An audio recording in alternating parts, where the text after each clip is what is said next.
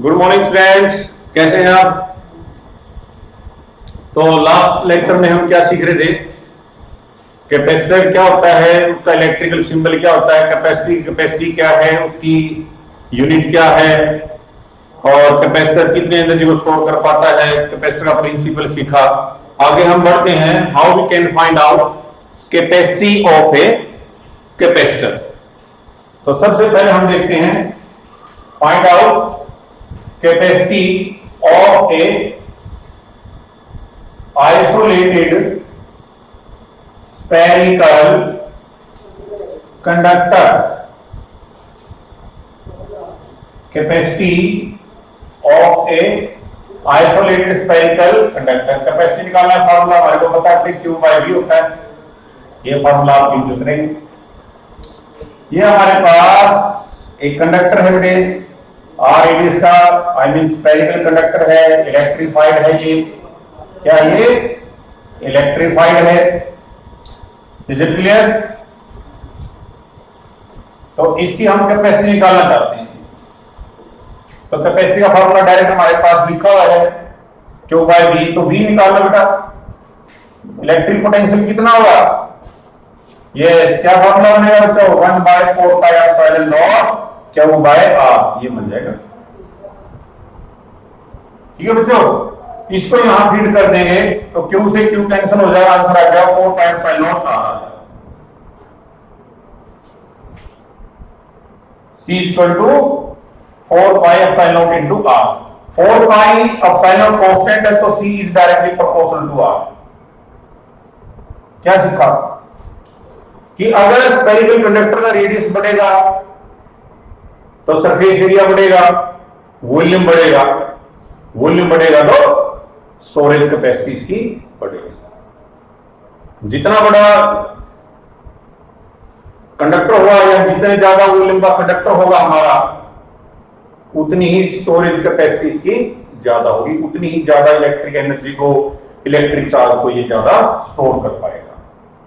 यहां तक समझ आ गया। अगर इस चीज को ध्यान में रखते हुए let's find out capacity of earth, because earth को भी आप एक spherical conductor ट्रीट कर सकते हैं। कैपेसिटी ऑफ अर्थ कैसे निकालेंगे, कैपेसिटी ऑफ अर्थ निकालने का यही फॉर्मूला है, C equal to 4 pi epsilon naught into R. R की वैल्यू कितनी होती है बेटा, 6400 किलोमीटर होती है, यानी 6.4 इंटू 10 की पावर 6 मीटर भी लिखा जा सकता है इसको। 1/4 पाई एप्सिलॉन नॉट की वैल्यू कितनी होती है, 9 इंटू 10 की पावर 9 होती है। ठीक है बच्चों, तो C की कितना होगा, 6.4 इंटू 10 की पावर 6 मीटर डिवाइड बाय, क्योंकि यहां से 4 पाई एप्सिलॉन की वैल्यू निकालेंगे तो 1/9 इंटू 10 की पावर 9 बन जाएगा। इसको जब सिंप्लीफाइड करेंगे तो लगभग आंसर 711 माइक्रोफैराड आएगा। ये क्या है कि अर्थ और कोई स्फेरिकल कंडक्टर माने और जिसका साइज, जिसका वॉल्यूम बहुत बड़ा है तो उसकी कैपेसिटी तो बहुत कम है। Is it clear? But theoretically earth की कैपेसिटी हम क्या लेते हैं, इनफाइनाइट लेते हैं। क्या लेते हैं बेटा, इनफाइनाइट। ये तो क्या है, कैलकुलेटिंग कैपेसिटी है अर्थ की। Is it clear? तो इस तरीके से आप कैपेसिटी फाइंड आउट कर सकते हैं।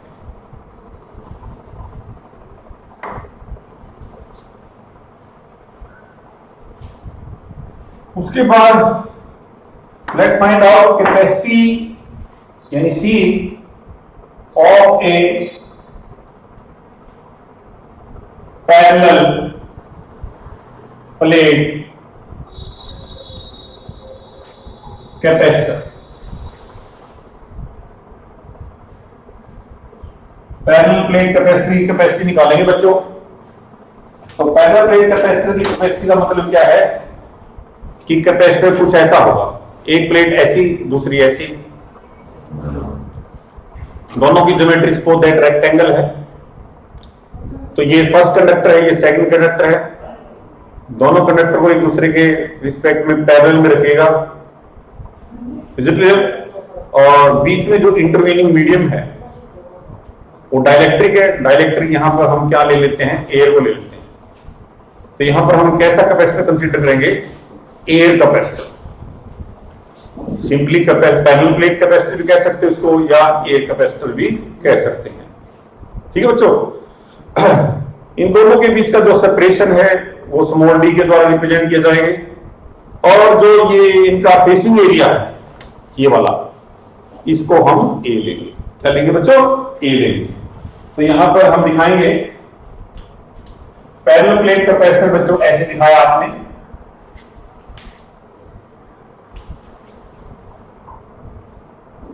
ये हमारे पास एक पैरेलल प्लेट कैपेसिटर है।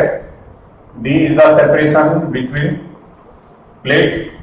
डाइलेक्ट्रिक इसमें क्या है, एयर डाल दिया बच्चों, एयर कह लो या वैक्यूम कह लो, दोनों के केस में कैपेसिटी क्या रहेगी, लगभग सेम ही रहती है। तो एयर कैपेसिटी भी कह सकते हो उसको, या वैक्यूम कैपेसिटी कह सकते हो, या सिंपली पैरेलल प्लेट कैपेसिटी लिखा जाता है। अब यहाँ पोटेंशियल डिफरेंस V है बैटरी का, तो दोनों प्लेट के बीच में पोटेंशियल डिफरेंस कितना सेटअप हो जाएगा, V हो जाएगा।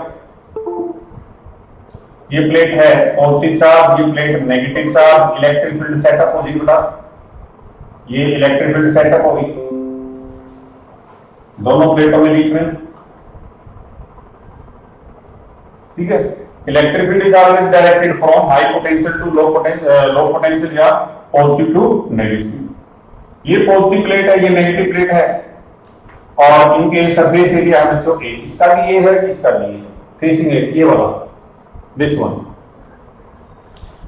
तो ई की जो वैल्यू होती है यहां पर, वो याद रखने वाली बात है, सिग्मा बाय एप्सिलॉन नॉट। अगर वैक्यूम या एयर से अलग कोई इंटरमीडिएट मीडियम है, तब इलेक्ट्रिक फील्ड का वैल्यू होगा सिग्मा बाय एप्सिलॉन। ध्यान रखने वाली बात है। एप्सिलॉन और क्यों है बेटे, कि दोनों प्लेटों के बीच में मीडियम या तो एयर है या है ही नहीं, तो ये होगा सिग्मा क्या होती है, surface density, that is charge per surface area. आप ऐसे लिख सकते हैं इसको। According to relation between electric field and electric potential difference, electric potential difference is equal to E D. याद आया फॉर्मूला? तो ई की वैल्यू हमारे पास क्या है, Q A epsilon naught into D, ये वैल्यू आ गई, सॉरी ऊपर आएगा डी।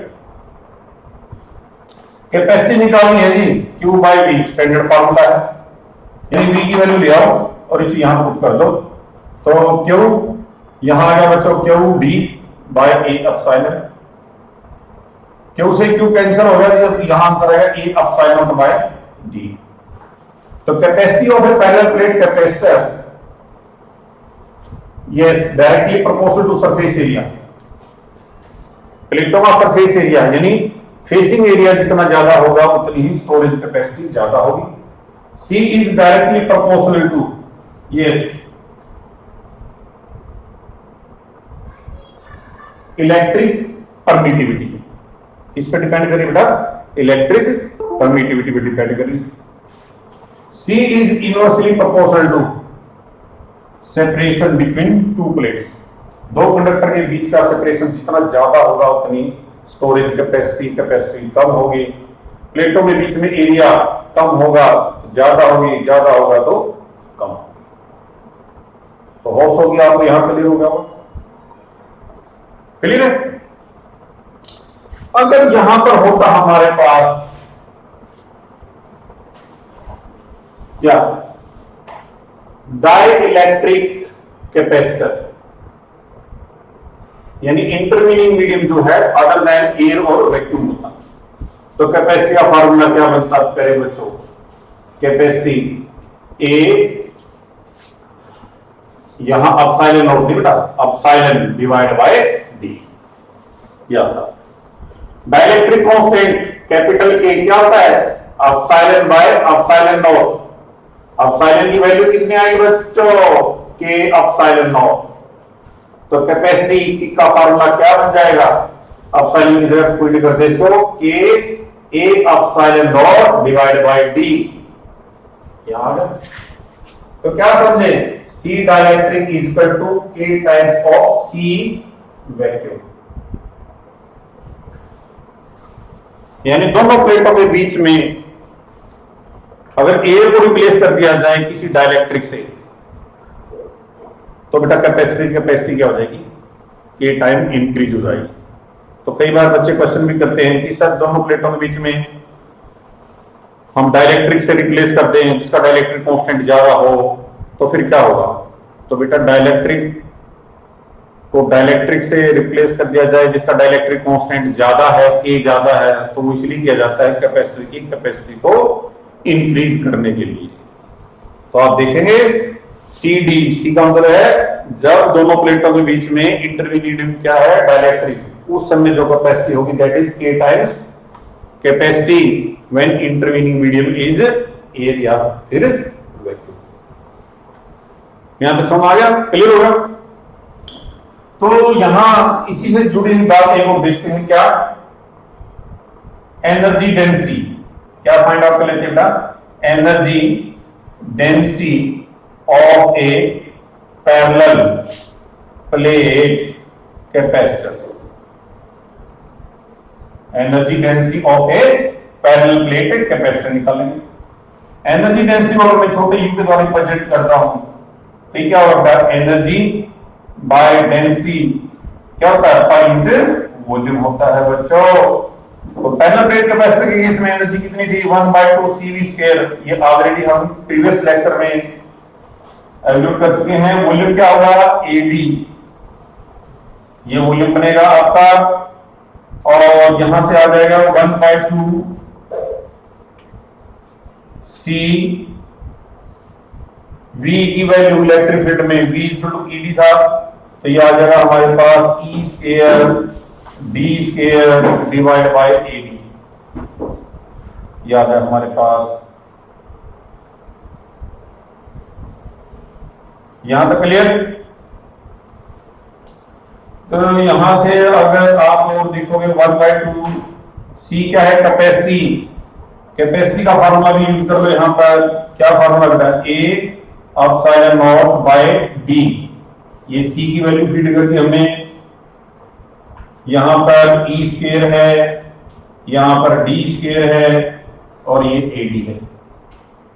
तो D into D, D square से D स्क्वायर कैंसल, A से A कैंसल, तो यहां पर आएगा 1/2 एप्सिलॉन नॉट E स्क्वायर। ये रिजल्ट आपने ध्यान रखना है, ये रिजल्ट एनर्जी के लिए नहीं है, एनर्जी डेंसिटी के लिए था। एनर्जी डेंसिटी का मतलब एनर्जी पर यूनिट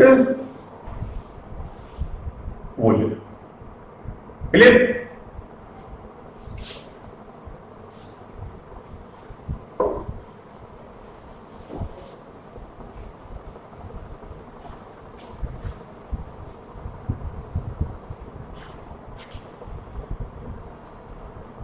अब प्रदेश, let's start capacitors combination। बड़ा इंटरेस्टेड और सिंपल सा टॉपिक है। 10th स्टैंडर्ड में भी आपने कुछ कॉम्बिनेशन किया होगा फिजिक्स पार्ट के अंदर, लाइक रजिस्टर कॉम्बिनेशन। तो जो कंसेप्ट है मिलता जुलता है, जो थोड़ा बहुत चेंज होगा वो यहां पर हम देख लेंगे। कैपेसिटर कॉम्बिनेशन, तो हमारे सिलेबस के अकॉर्डिंग हमारे पास दो तरह के कॉम्बिनेशन है कैपेसिटर के। पहले बच्चों, एक का नाम है सीरीज कॉम्बिनेशन, ये इसको आप कह सकते हैं वोल्टेज डिवाइडर अरेंजमेंट। और दूसरे टाइप का हमारे पास है बच्चों पैरेलल कॉम्बिनेशन ऑफ कैपेसिटर्स, या फिर चार्ज डिवाइडर अरेंजमेंट, ये भी कह सकते हैं।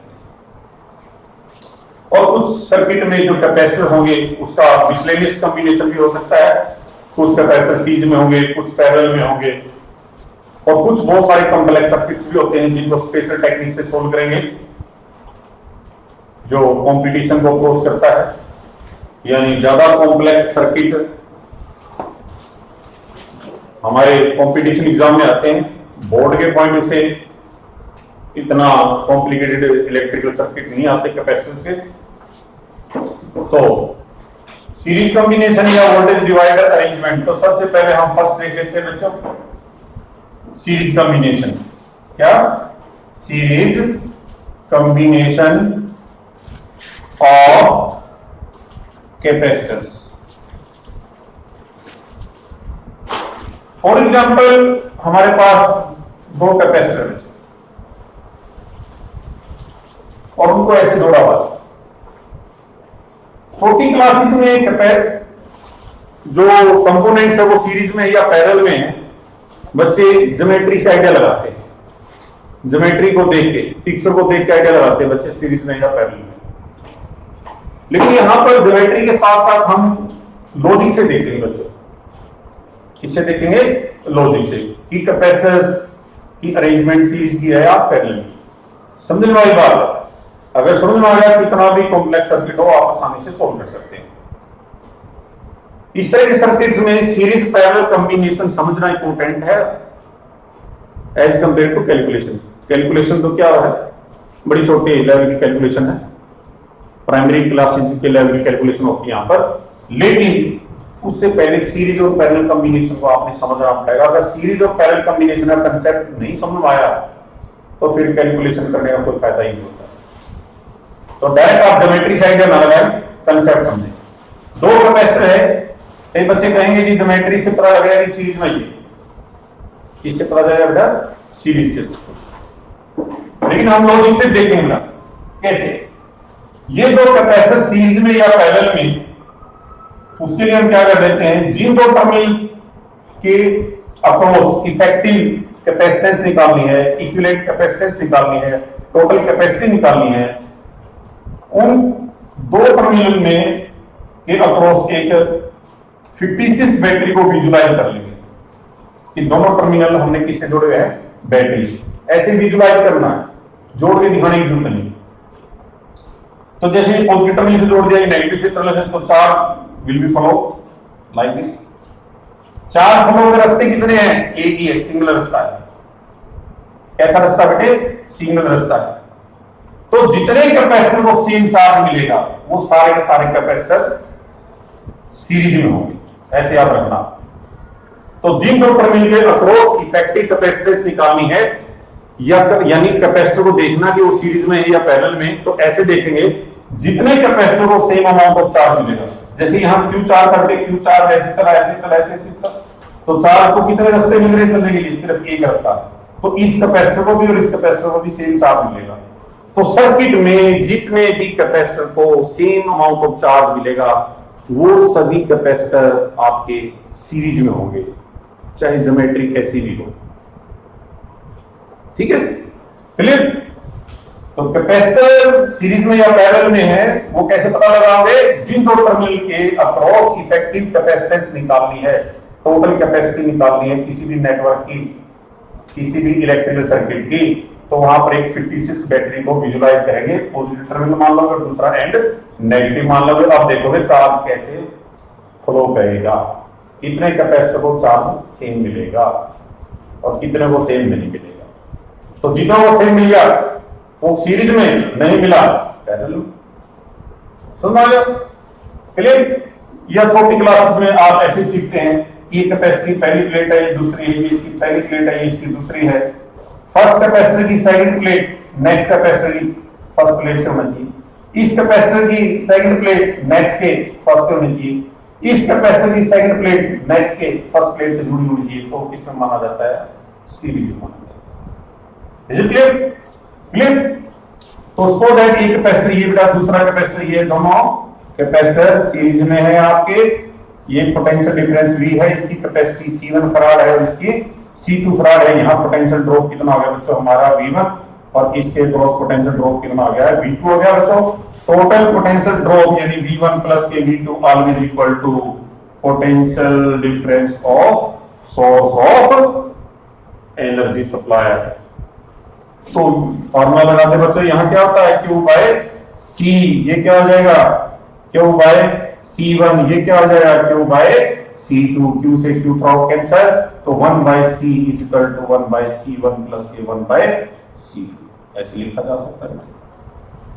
अब मैंने सर ये फार्मूला कुछ हमारे को देखा हुआ लगता है, बिल्कुल रजिस्टर कॉम्बिनेशन में जब रजिस्टर पैरेलल कॉम्बिनेशन होता है तो कुछ ऐसा ही फार्मूला बनता है रजिस्टर के पैरेलल कॉम्बिनेशन में, लेकिन कैपेसिटर के यहाँ सीरीज कॉम्बिनेशन है। प्यारे बच्चों देखो ऐसे बनता था 1/R equal to 1/R1 plus के 1/R2 and so on.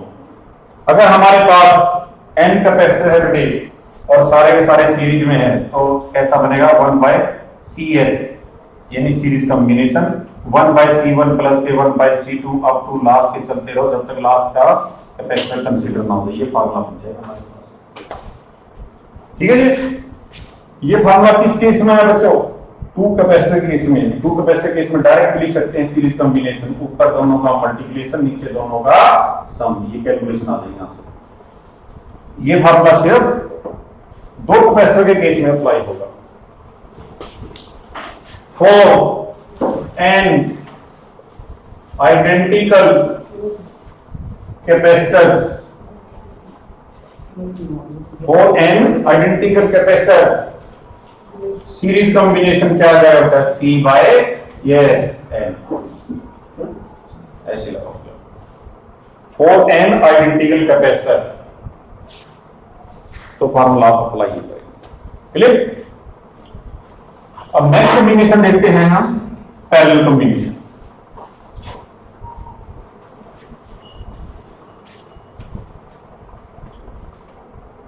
Parallel combination, parallel combination का दूसरा नाम क्या है? Charge divider arrangement. जैसे एक कैपेसिटर ये ले लिया बच्चों, दूसरा कैपेसिटर हमारे पास ये है। ज्योमेट्री से भी लग रही थी शायद पैरेलल में ही, लेकिन कंसेप्ट रखना बेटा आपने ध्यान, लॉजिक ध्यान रखना है। कैसा है कि ये दो कैपेसिटर सीरीज में पैरेलल में, तो क्या कर लेते हो इनकी टर्मिनल्स को आप विजुलाइज कर लो कि किससे जुड़े हुए हैं? बैटरी से, यानी पोटेंशियल डिफरेंस से। एक टर्मिनल को पॉजिटिव और दूसरा नेगेटिव। तो ये चार्ज सप्लायर है, चार्ज में जाते हैं। यहां पर चार्ज का क्या होगा? डिवीजन होगा। यहाँ पर चार्ज का क्या होगा? डिवीजन। इसको मान लीजिए Q1 मिलेगा और इस ब्रांच में कितना है? Q2। तो दो कैपेसिटर को आपस में जोड़ा गया है जिनको चार्ज क्या मिला हुआ है? अलग अलग। तो पक्का ये सीरीज में नहीं है।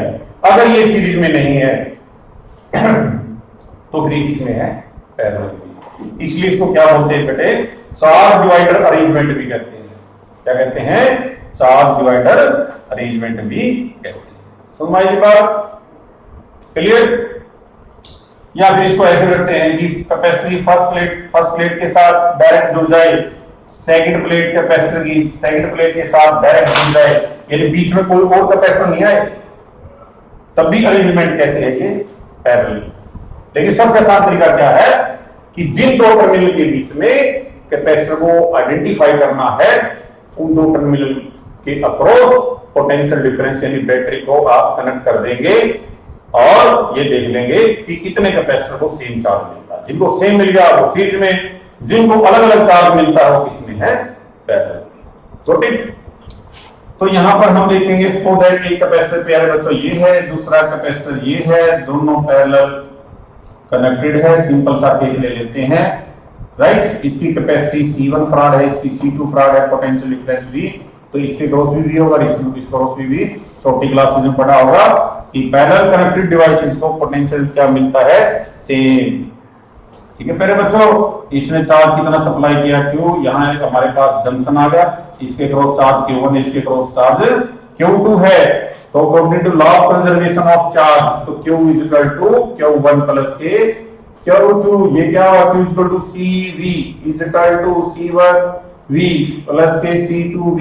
V throw cancel, C is equal to C1 plus के C2 आ गया बच्चों, यानी CP यानी पैरेलल कॉम्बिनेशन C1 प्लस के C2।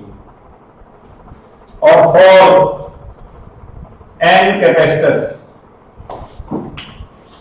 अगर n कैपेसिटर पैरेलल में है तो उस केस में क्या होगा? CP is equal to C1 plus के C2 और अप टू Cn हो जाएगा। Clear? For n identical capacitor, अगर आइडेंटिकल कैपेसिटर पैरेलल में है तो Cp का फॉर्मूला क्या होगा? n times of C। क्या फॉर्मूला बन जाएगा बच्चों? n times of C1. So this is the basic idea of series and parallel combination of capacitors. Clear? Next lecture में हम इससे रिलेटेड न्यूमेरिकल स्टार्ट करेंगे और न्यूमेरिकल की प्रैक्टिस करेंगे, और जितनी ज्यादा प्रैक्टिस करेंगे उतने ज्यादा कंसेप्ट हमारे क्लियर होते रहेंगे, उतना ज्यादा हमारे को कॉन्फिडेंस आएगा. सो